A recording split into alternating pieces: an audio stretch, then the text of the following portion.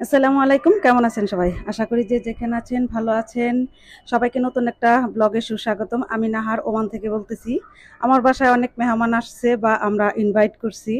এর জন্য আমি পোলাও রান্না করতেছি বা আল্লাহ যতটুকু সামর্থ্য দিছে অতটুকু আয়োজন করার চেষ্টা করতেছি। তো আমি জীবনে কখনো কোনোদিন এত বড় হাঁড়িতে পোলাও বা কোনো কিছুই রান্না করিনি।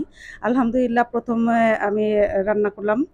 লাখ লাখ লাখ শুক্রিয়া। আর এখানে হচ্ছে গরুর গোশ রান্না করছি, তারপর হচ্ছে চিকেন রান্না করছি, আর হচ্ছে এই পাশে হচ্ছে হার্ড চিকেন। দুই ধরনের চিকেন রান্না করছি আর কি। আর এ পাশে হচ্ছে ভর্তা আছে, রসুনের ভর্তা, শুটকি ভর্তা, সবজি, তারপরে হচ্ছে পায়েস আছে, খেজুরের গুড়ের পায়েস।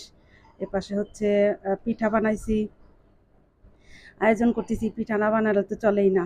এ পাশে হচ্ছে লোট্টা শুটকি ভুনা, স্যালাদ।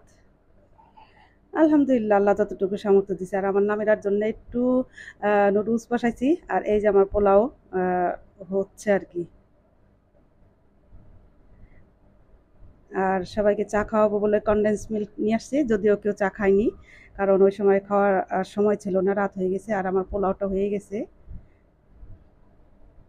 এরপর আমি পোলাওয়ের ভিতরে একটু ফুড কালার দিয়ে দিছি। দেখুন একটু লাল লাল হয়ে গেছে। আসলে আমি খুব তাড়াহুড়া করতেছিলাম, কারণ আমার গেস্ট চলে আসবে আর আমি একা একা এত সব রান্না করছি। আর এদিকে আমি এই যে পিঠা বানাইছি, চিতই পিঠা, খুব তাড়াহুড়া করে পিঠাগুলো বানাইছি। এই যে চিতই পিঠার গুলা করে দিছি। এটা হচ্ছে তার পরের দিনের ভিডিও। আর যে যেখান থেকে আমার ভিডিও দেখতেছেন, অবশ্যই আমার চ্যানেলটা সাবস্ক্রাইব করবেন।